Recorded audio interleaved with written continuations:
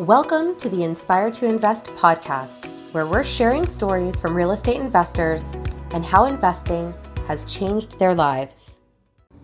This episode of Inspire to Invest has been brought to you by Coast to Coast Homes and Real Power. Hi, everybody. Welcome to the Inspire to Invest podcast. I have an amazing guest today named Dale Degagne. And to give you a little bit of information about Dale before he goes into all of the information that he'd like to share, I'll read a little bit of a bio. So he is a real estate developer joining us from Victoria, British Columbia. He makes eco-conscious, cost-effective, purpose-built multifamily buildings. He's very passionate about systems and automations, and his big goal is to be making 3D printing multifamily housing using modular tech and recycled plastic. So thank you so much for being with us today. I'm glad to be here. Very glad. Yeah, I'm so happy to have you. So I guess where I like to start is what you were doing before you got into real estate. Yeah. So before I got into real estate when I was 20, so there wasn't a whole lot of time in my life before that. It's all I've But ever done. yeah, it's all over. No, so I started about 20 years ago, and I started out with house hacking and multifamily buy rent or buy rehab rent and repeats and or burrs as some people like to call them. Yeah. But before that, I dabbled a bit in construction. I did some door-to-door sales and marketing, and then when I realized that that wasn't a super stable income, I needed a stable base, I actually Yeah. joined the military, and that was my full-time income while I built my first real estate portfolio. Yeah. So I guess what was the catalyst? Because that's a lot younger than I would say the average investor. So what was it that made you think like this is something that, I could be doing and I could do well with? Yeah, well, so when I was 19, I was living in this a two-bedroom apartment with like four other guys. I literally was sleeping on an air mattress, working as a door-to-door salesman. But it was one of those companies that it really sold the dream. The Yeah. dream was, you build a big sales team, and then you have your own office, and then you Yeah. make lots of money, and you reinvest that in real estate. And everyone touted Think and Grow Rich and Rich Dad Poor Dad. The Yeah. only problem was that I was not a very good salesman, and so I didn't have enough money to even buy these, $10 books. Yeah. Eventually, I realized that I needed this stable, steady income, and so I went and I worked full time in the military. But on my first paycheck, I used it to buy those two books, Yeah. and so I started saving and studying, and then yeah, saving and studying, and that was kind of like the catalyst. Although there was some hard times actually. I remember during that kind of time period in my life, I'm studying, I'm saving. I did have a car, and I had a car accident, and I had to actually make a decision whether I dipped into my down payment savings or to buy a new car, or if I kept pushing towards real estate. Yeah. And so I walked my butt through a snowstorm to get to my mortgage pre-approval meeting. Aw. And that's the thing I think a lot of people don't realize, in some ways saving up, especially now, just even buy your primary residence is so expensive. So a lot of people could be thinking like, how am I supposed to buy these investment properties? Yeah. So, I think that's one thing that is really important. Like there's kind of like where you were now, but now with the projects that you're working on, you're not necessarily using your own money in those deals. You're raising money from other investors to basically support your projects. Isn't that right? Yeah, absolutely. There's definitely a transition that's happened over the last 20 years for me. That also has to do with where I'm investing and why I'm Yeah. investing and how I'm investing. But real estate's no longer a solo sport for me. Yeah. And can you talk a little bit about that transition and how you're managing that? Yeah, that's actually been it's a really challenging transition because I do like to do things myself. Hmm. And Like, I don't we all? yeah. Yeah, I would say that for that transition, it's been a lot more of understanding that it's not just about being a really good investor. It's about running an investment company, and that Mhm. company's job is to make money for the investors. Yeah. And so once I made that mental shift, it became a little bit easier. And then it was past that, it was trying to wrap my brain around, like being very, very willing to risk my own money on projects, but less willing to risk other people's money. Because Hmm. that's kind of the worst day in someone's life, is to have to say, hey, sorry, I wasn't able to fulfill on what I promised. Yeah. And so that's been kind of a good mental hurdle for me to get over. Yeah. No, that's huge. Now, you talked about being in the military, and obviously now you're focusing on real estate investing full time. So were you straddling both sides for a while, or like how did you make that leap to be doing it full time? Yeah, so it took me about 8 years of kind of haphazard, I'll call it haphazard investing. I was a 20-year-old, right? So I saved up, I bought a place, I put money into fixing it. I Yeah. worked in the military full time, and then I'd go home at night and renovate and work on the renovations, eat some pizza and go to sleep and do it all again. And I would do that, for a few months at a time, and then Yeah. there'd be a lull where I would, be a typical 20-year-old, but also saving money for my next investment, right? Yeah. Um, yeah, so it took me about 8 years to get to the point where my income matched my expenses. Hmm. And then I was like, this is awesome. I quit my job and I went and I bummed around for a few years doing, passion projects, started a family, lived overseas for a few years, Yeah. that kind of thing. Yeah. No, that's awesome. Now, obviously, you've got some diverse experience. What would you say are some of the biggest lessons that you've learned? And knowing what you know now, Mm. like what would you go back and do different? Um, I would say that the biggest lessons are probably about three of them. I would say number one, start with where you want to be in your life. Like everyone talks about investing and then they talk about being a full-time real estate investor like it is the goal to strive for, and the reality Yeah. is, you know what? It should just be about what do you want your life to look like? What's your work-life balance? What's your family situation? And then Hmm. build your investing and your work to support that. Yeah. And just reverse engineer it all. And your plan may never include being an active working partner in an investing, and that's okay. Yeah. Number two, I would say niche down. Um, if you go over here and you do short-term rentals, and you go over here and you do multifamily burrs, and then you go over here and do land developments, they're three very different ways of investing. They're very different outcomes, very different skill sets. Yeah. Niche down, don't dabble. Pick one that fits your investment goals, and then get educated and maybe tag along with someone who's doing what you want to do, and Yeah. then decide after that if it's actually something you want to do on your own. And then the third one is don't quit when your income matches your expenses. Get like 30 to 50% above that, Hmm. because life situations change. Family situations change, where you live changes, prices go up. You want to make sure that that passive income is still growing to keep up with those expenses. Yeah, no, I think that's huge. And I think that's where a lot of people have been struggling in the last couple of years with inflation and stuff like that, because Mhm. obviously salaries are not going up to match the rate of inflation. And I think that's why, I wanted to start this podcast, because I know for me, I would have been, not in such good shape during COVID had I not been investing. So I think for anyone Mhm. out there that's just working one job that has a single source of income, to me, that's almost the most risky that you can be, because at any juncture that could change. You could lose your job, you could have an illness, you could have a life event happen. So I think that's where it's important to start strategizing and thinking of how you can put your money to use or your time to use in different ways just to protect yourself. Yeah, absolutely. To take that even a step further, so if you have your income that you're working your job, maybe your spouse has a job, and Yeah. then you start investing, you generate some income and some revenue from that. If you both quit your jobs, you're down to a single source of income. Even if it's Hmm. over five, six, 10 properties, Yeah. right? You're down to that single source of income, and the same economic factors impact rental housing the Hmm. same, right? If you Yeah. have them all in the same town, it's again, so yeah, so strategizing and spreading out your risk is really key. Yeah. No, agreed. Now, I guess just when it comes to successes, so on the flip side of the coin, what would you say that you're most proud of when it comes to your accomplishments? Um, Other than still being here 20 years later, um, no, I, I only say that half sarcastically. I would say I don't tend to count my investment successes very much, because for me, it's never been about the money. It's always been Mhm. about doing really cool projects. Yeah. I just, originally it was just that I wanted to kind of prove my uncle wrong, he said, join the military, join him for 20 years and make something of yourself. And that's the only way you're ever going to do it. And I was like, Yeah. well, I'll show you. I'm going to invest in real estate. Yeah. And, and that was, so I don't really count those successes, but I would say that, I'm working towards my greatest success. Mhm. You can't really see it in the video, but you can see it up on my wall. This is Yeah. my vision tracker. This is my pathway to being able to 3D print modular homes. Yeah. This is my 3-year org chart. That is all about building up the small multi-unit development process or development company that I'm doing right now. Build Yeah. that, and then I can build get into 3D printing modularly to make multifamily homes. So that's yeah, that's I'm always looking for that bigger success, and that's probably how I'd answer that.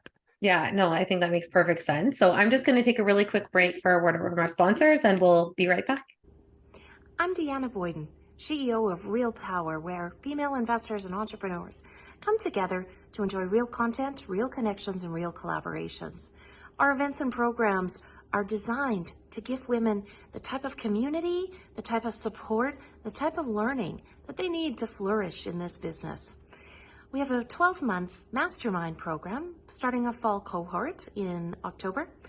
Also, we have our upcoming Canmore event, October 20th to 22nd in the beautiful Rocky Mountains, featuring a full slate of powerful female speakers, great interactive sessions, and of course our beloved Sequence Social. And if you or someone you know are just looking to get started in real estate investing, be sure to check out the Girlfriend's Guide to Real Estate Investing, kicking off in September of 2023. You can find this and more at real-power.ca. We hope to see you soon. Upcoming events for Real Power include the Real Power Mastermind Fall Cohort, the Girlfriend's Guide to Real Estate Investing, Real Weekend Fall Retreat in Canmore, and the Real Power Weekend in Palm Springs. To get in touch with Real Power, contact Deanna Boyden, the CEO of Real Power Ladies, at deanna@realpower.ca. For more, go to real-power.ca online. Thanks again for following along with this episode of Inspired to Invest. In addition to real estate, investing, and running my own brand experience agency for 18 years, I also published a book called The Accidental Entrepreneur in October of 2021. This is my story, and it chronicles how I turned tragedy into triumph to embrace my destiny in entrepreneurship. If you're interested in picking up a copy, you can find the link at serenahomesrealtor.com, and you can also find my link tree with all of the retailers in the details below. Thanks again for your support. Welcome to Coast Homes Canada. We are Colin and Nicole, the passionate founders. We started this journey because we know that real estate investing may not be easy, but it doesn't have to be complicated. Our education and our relationships have formed the bedrock of our success. We invest time, energy, and care in both. Our portfolio has grown from basement suites and duplexes to apartment buildings and land development, and we're just getting started. Reach out to us to set up a time to chat. You never know where one call will lead you. Hey, everybody. Welcome back to the Inspired to Invest podcast. I've got Dale Degagne here, and he's talking about everything from modular printing and being in the military to how he got to investing in real estate full time. So we talked about lessons and successes. Now, when it comes to obstacles, what do you think is the biggest thing that you've faced so far, and how did you overcome it? I have to say the biggest obstacle for me is it's been allowing myself to dream big. So I come from a place, from a group of people, small town Northern Ontario. You didn't talk about money. You definitely didn't try and make a lot of it. You took the safe road always, and the road that was always most traveled. Yeah. The biggest challenge was really just to start believing that, that I am worthy, that I'm powerful enough, smart enough, I'm insert whatever word you want, enough to be able to dream big, not only dream big, but also to achieve those. Mm-hmm. And so it was a big mindset shift for me. There we go. To go it. to go from, say, be successful, but not too successful that you might rock the boat, or you might alienate yourself. Like, you got to get past that, Mm-hmm. and be kind of unapologetic about it, and do what's right for you. And so that was the biggest mindset shift for me. It was less about believing in myself. Some people talk about it's believing in yourself. It was less about believing in myself and more about, am I allowed to? Is that being a good and right and noble person to be able to, to want those things, or to push for those goals? And I'll say we wouldn't have light bulbs without it. We wouldn't have electric cars without it. So it's okay to dream big. So dream big and do cool things. Yeah, I think so. And I think that's why it's important to share stories like yours and all the other investors, because it gives people that confidence and the courage sometimes that they need to think, well, maybe I can do this too. And I can change, what's happened in my family. For me, I was like, I'm going to be the first person in my family to go to university. and Yeah. just to achieve certain things, right? So I think you have to set those goals, and sometimes they come from different circumstances. Like if you haven't had a lot, this is, almost like your survival skills kicking in and stuff like that. But I think it's Hmm. important for people to be trailblazers so that you can show others that it's possible, and it's not such a stretch. Like we're not extraordinary people, but you can do extraordinary things. So I think Yeah. that's important. One of the motivations for me around that was like I have kids. They're both 9 years old. My son has some very significant challenges in his life. He has ADHD and dyslexia, and he processes in the second percentile of all kids his age. So he is very slow. Hmm.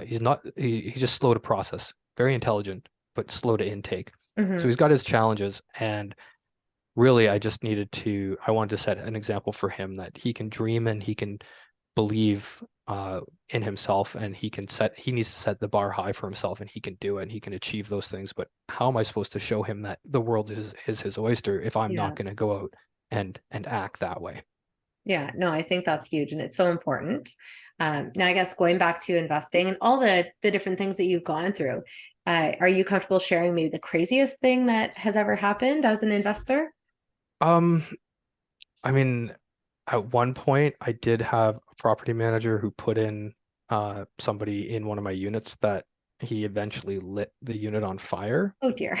Um, that was not cool. Which that's what I think back to whenever somebody wants me to use my rentals as almost like a charity, like a give Oh back wow. sort of thing. And I'm like, Yeah. we did that once, and it resulted in four people being displaced from their homes. So Yeah. yeah, so no, we're not going to do that. That's probably the craziest thing. Although I didn't, I was Um, living overseas, I didn't have to deal with it, but that was a horrible time. yeah, I would agree. I think anything that involves like flood or fires, it's Yeah. definitely not good for anyone in that respect. Yeah. Now, I guess in terms of advice, so I think that, we're all big believers in coaching and support and mentorship. What would you say is the best advice that you've been given over the years? Probably the best advice is actually reasonably recent. About 9 months ago, I had the opportunity to talk with Brandon Turner, and he talked about being a business architect and envisioning what a company can look like from the outside in. And Yeah, then and he was basically said, just literally form the vision, fill in the details, and start pushing forward. And what you're actually going to do is you're going to attract people who are actually going to help that vision become real, yeah. like a self-fulfilling prophecy. So for me, this is why I'm talking about 3D printing modularly 3D printing multifamily homes. Hmm. We have some of that technology, but I'm hoping someone's going to hear this and they're going to be like, hey, that's really cool, Dale. I want to be involved. Yeah, Bingo. You're the type of person I want to connect with. yeah. So we've made the vision and now we're pushing towards that. So be a business architect. Yeah, no, I think that's so important. Now, in terms of the projects that you're working on right now, what does that look like? And are there any opportunities for anyone to get involved? Yeah. So for me, the way my process goes, or my process is going, I'm right here. I'm building what I would consider my production home for a sixplex. When you build a subdivision, for example, you build a show home, sorry, and then Hmm. you build the production homes afterwards. So I'm building my show home, not my production home. My show home right now, proof of concept that the Yeah, model and everything works, and then we're going to repeat that. And once I have the development company built out in that manner and repeating, then the next step is to scale up into taking over a modular factory, getting the 3D printing yeah, capacity involved. And so right now, I need to scale up from the 2 starts that we're hoping to do this year up to about 8 starts yeah, in 3 years. And that means that our capital raising goes from around $2 million needs to 8 million. yeah, So there's going to definitely be opportunities in probably around 4 to 6 months. We'll start to mhm. have more opportunities for accredited investors, friends of family, exempt investors. That will be there. Um, yeah. Awesome. Did that answer the question? Yeah, I think so. And obviously, people can reach out to you if they've got questions beyond today. Mhm, Now, in terms of your freedom number, so I know you mhm. said money's not necessarily important to you, but when you think about, your journey as an investor and what it'll take for you to feel like, you've made it and you've kind of reached that pinnacle, whether that's cash flow, number of doors, like people you've helped, like what does that look like in terms of a freedom number for you? Oh, I didn't know I could pick something other than a financial number. Well, not everyone wants to share that. Someone even said, I've reached mine, but they didn't disclose what that was. So everyone may feel differently about that. Yeah, I would, yeah, I don't actually have a number. Well, you could call it two. Call the number two. Um, Development company is number one, Yeah. 3D modular printing company number two. If I get those up and off the ground where I'm at the point where I've hired somebody, a COO, to run each of those companies, Mm-hmm. that that is where I will feel that's the financial freedom. The reality is though, if I can go back actually to when I first quit my job, I was backpacking through South America with my wife, and we were drinking cervezas at 1 p.m. just because we could. And I looked at her one day and I said, "This kind of sucks," because there was no purpose and I wasn't giving back to society. I wasn't actually doing something productive. Yeah. And so it's fun for a while and having vacations is nice, but Yeah. no, I like being productive. So actually when I think about my work-life balance and my freedom number is, I'm still working 20 hours a week, Yeah. right? Because I can. Yeah. And I because think everyone I'm needs a adding sense of value. purpose is really what you're coming down to saying, right? Yeah, absolutely. Yeah. Now, obviously, the title of the podcast is Inspired to Invest. So, with that being said, are there any particular quotes that really motivate you or inspire you to continue on this path? Yeah, I would say, I'm all about self-improvement. Actually, I'll go back to Winston Churchill. I'm a big Winston Churchill fan, and I can't quote it exactly, but he basically said one day that, um, you know, as you go through life, there'll stretch before you this ever winding, ever lengthening road, uh, and even far from being, uh, um, oh, how does that go now? Basically, it shouldn't discourage you. It actually only adds to the joy and the journey of the climb. It's like Yeah. it's more opportunity to learn and grow and do more things, even though you're never going to get it all done. Yeah. That's what living's about. Yeah. No, I think that's really interesting and it's smart because, like, enjoy the journey, not the destination, right? Enjoy the journey. Exactly. So, that being said, how can someone get a hold of you if they want to get in touch? Yeah. So, best way to get a hold of me, you can head over to either Facebook and go check out Develop with Dale, or you can find me on Instagram as well. Currently working on getting a website up, and actually I am building uh, call it a guide, an ebook. We'll see how long it ends up getting. It's about the risks of investing in land developments Mhm. and how money partners, how investors can properly vet those deals to mitigate their risk and make smart investments. So I'm building that out right now, and that will be available on my website, developwithdale.ca, probably in the next week or so from recording. Awesome. So we'll make sure that we include that below. And obviously, thank you for joining us today. I know that you've had a really busy day, so I appreciate your time. And of course, for anyone watching, thank you for your time. And if you like this episode and you want to see more content like this, make sure you subscribe and you're following along at Inspired to Invest podcast on social. Thanks again to Coast Homes and Real Power for bringing you this episode of Inspired to Invest. The views represented on this podcast are for general information only and does not constitute investment or other professional advice or an offering of securities. The host and guests featured on Inspired to Invest make no representations as to the performance of any particular investment. Should you decide to make an investment, you are responsible for conducting your own review and analysis. It is recommended that you obtain independent legal, accounting, and tax advice from licensed professionals.